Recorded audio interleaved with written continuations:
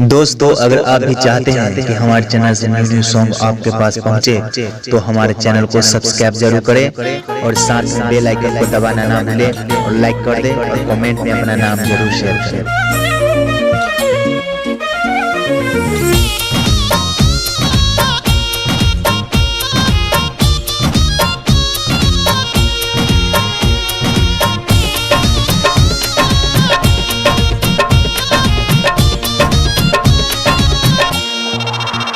कौने बदरा से कजरा चोरैलू, कौने फूलवा से खुशबू मंगैलू,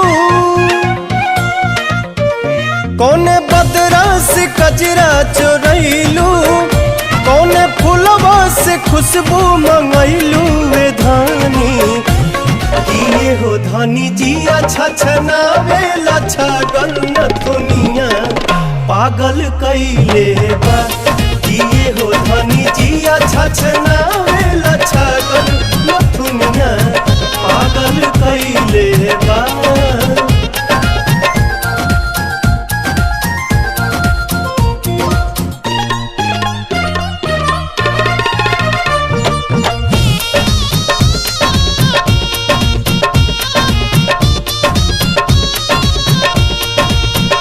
जब से दिल में बना ले बाड़ू तू घर, हर जगह अब तया बेलू तू ही नजर।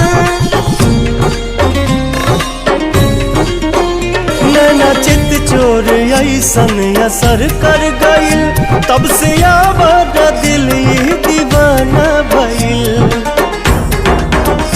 बोली लागेला जैसे सुगनिया, चाल में लागे फिर के हिरनिया। ये धानी लाली लाली बिंदिया तनिंदिया ले भागल न दुनिया पागल कैले बा। किए हो धनी जिया छछनावे छगल न दुनिया पागल कैले बा।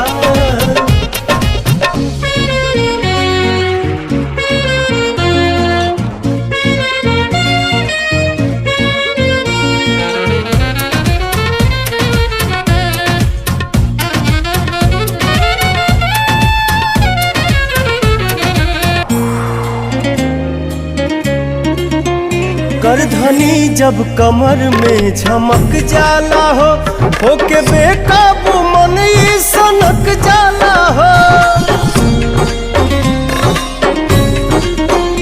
हर अदा हर कला से सहेजल हऊ, हमरा लारानी धरती पे भेजल हऊ।